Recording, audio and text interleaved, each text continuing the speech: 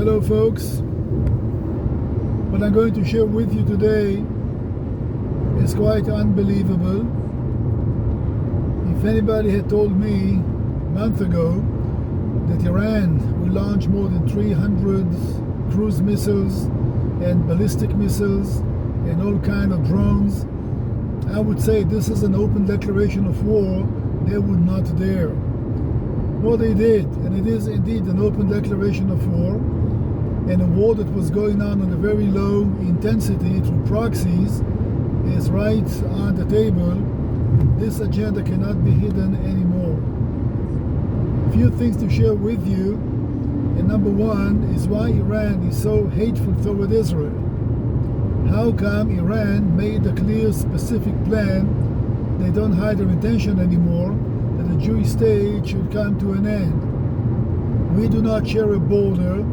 We never had any political issues, unless if you go back to the days of Mordecai and Esther, but that's close to 3,000 years ago.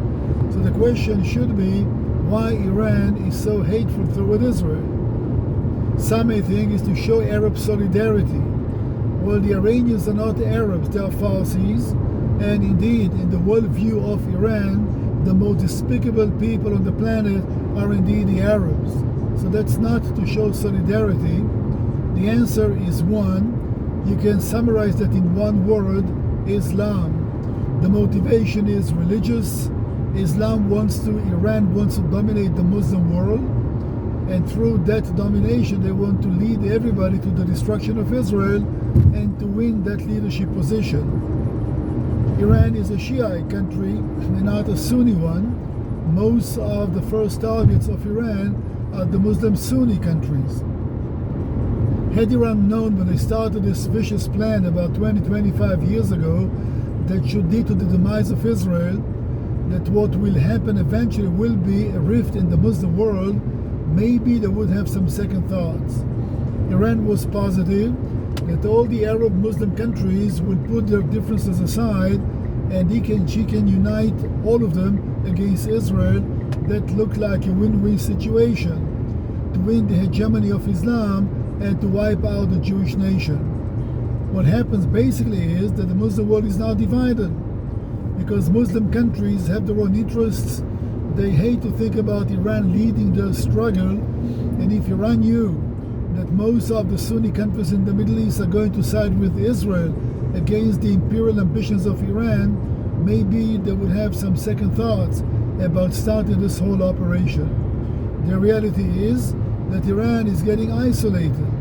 No country in the region is supporting Iran's efforts. They work through proxies to weaken not just Israel, but the other Arab countries in the region, and that brought all these Sunni Muslim countries together, and they understand they have to side with Israel, because without Israel, they cannot confront Iran on their own. So that's the motivation. The motivation is religious, and if people still had some thoughts that this war is about politics so we can appease the Muslims by giving them more territory, we cannot. It's not about making concessions. It's not about negotiations. The motivation is very clear. It's genocide. The Jewish state should come to an end. Now look at what happens in Gaza. The world is accusing us for committing genocide, which is absolute nonsense. When Iran is calling officially for genocide, as well as the Muslim Brotherhood and Hamas and Hezbollah, the world is okay with that. Nobody accuses Iran for committing genocide or planning that, although that's the plan. If you call for the destruction of the Jewish state and you take actions for it, that's genocide. So this was just to set the record clear and to explain what's the motivation of Iran and what should be the main problem. What happened 48 hours ago was absolutely amazing.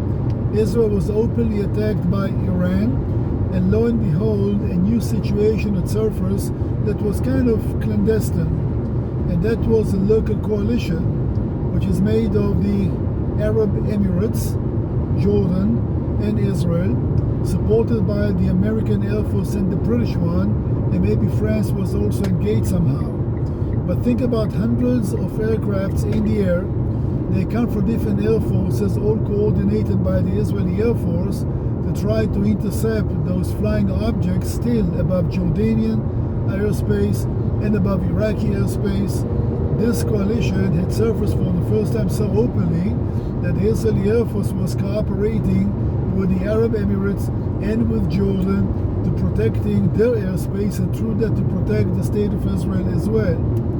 I'm sure that MBS is watching very carefully when he tries to consider what is the best thing to do to Saudi Arabia. Saudi was attacked by Iran openly about 5-6 years ago. They took out part of their oil capabilities, and Saudi did not even declare war against Iran, which was a clear act of war because they could not confront them all by themselves. Saudi Arabia needs Israel. They need to be part of that coalition, and if the Egyptian airspace would have been violated, the Egyptian Air Force would have joined us as well. It's a new ballgame in the area. It's a new fault line in the area. Israel and the Arab Sunni countries on one side, and Iran was very successful to isolate itself totally and to create a situation in which nobody, absolutely nobody in the region is supporting Iran efforts.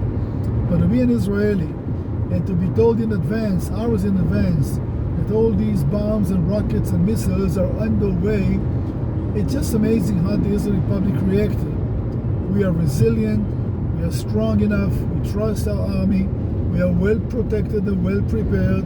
Nobody was panicking, they knew exactly what to do. And sure enough, the next morning everything went back to normal, as if nothing happened, which is quite amazing how quickly people can recover and go back to their routine. It's not normal. No nation in the world should agree to such circumstances, but here in Israel, that is indeed our daily bread, unfortunately. For 20 years, Iran was developing its weapons to try to destroy Israel. For 20 years, Israel was preparing its defensive weapons, and the first time the two collided, there's no doubt who had the decisive victory. 99% of the cruise missiles and the ballistic missiles and the drones were intercepted. Most of them did not even reach Israeli airspace. They were taken out by the Israeli Air Force and the American and the British and the Jordanian above Iraqi airspace and above Syrian airspace. So this was the first time that the two countries collided officially, and the question is, what will be next? What kind of a retaliation Israel can launch, knowing that Iran is not as protected as we are, and now successful retaliation would cause a lot of death cases on the Iranian side. All depends how we prefer to retaliate and when exactly. The whole world is pressing Israel not to retaliate, and restraint may show some strength to some Western minds, but not in the Middle East. In the Middle East, the logic doesn't work like that. They only respect you if you're strong, and our retaliation will have to come sooner or later, but we need to consider some other events in the region. We don't want to open another front. We need to finish up Hamas first, and maybe here's a trade-off. We're going to wait with our retaliation against Iran, but the US of A and other Western countries will not oppose our invasion into the Rafah area to finish up Hamas once and for all. It's hard to understand, to me, when the world understands that Iran is the main enemy and are willing to join forces against it, how the world is still restricting Israel from not finishing up the work with Hamas. It's the same enemy, the same motivation, the same seal on the other side. It's an opportunity. I think that we all understand it's no longer a local issue, it's a global one. And once again, the world is taking Israel's side when it comes to Iran. How come the world still hesitates to take our side when it comes to Hamas?